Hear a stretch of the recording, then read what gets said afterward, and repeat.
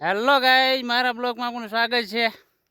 આજે નવો બ્લોગ બનાવીએ। આજે ત્રીજું પણ બાજરીનું ચાલુ કરી નાખ્યું, કેમ કે ઉપરાપરી આપણે કેનાલ બંધ થવાની છે ને 3/15, એટલે 3/15 બંધ થાય ચાલુ રહે તો કોઈ કહેતો નથી। બાકીના કાંઈ 3/15 બંધ થાય ને ઉત્તરમાં ત્રીજું પણ કરવું પડે છે। કોઈ મિત્રને ખબર હોય કે 3/15 કંઈ આગળ લંબાવવાની છે તો કોમેન્ટ કરજો, બરાબર ને। કેનાલ ચાલુ રાખે તો બહુ સારું છે। હમણાં ઝાડની બીજી પૂળોની ઢોરોની સાનું કાઠું બહુ પડે એમ છે, ચાલુ રાખે તો બહુ સારું છે।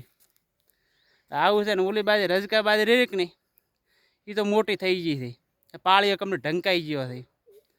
આ થોડીક લેટવા આવી હતી, આ રાયડાવાળામાં છે। રાયડો આગળ હતું કે નહીં એની અંદર બાજરી આપણે કરી હતી।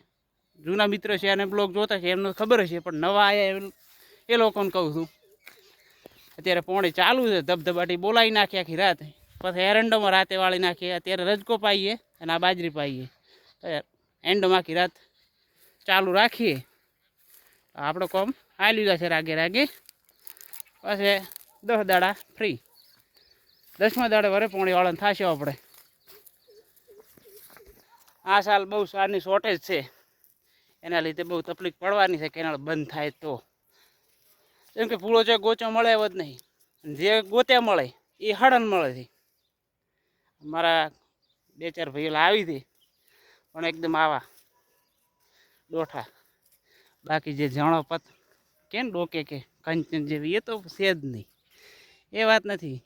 આ નવું વાવેતર થઈને બાજરી બીજી થાય, કેનાલના વાળો કહું, બોરવાળો નહીં ભાઈ કહેતો, તો અમારે નવી ઝાડ થાય છે। 3 ટોલો જે ઝાડ છે પણ એ ના હેડે આખો ઉનાળો, ઢોર વધારે હોય એટલે ના ચાલે।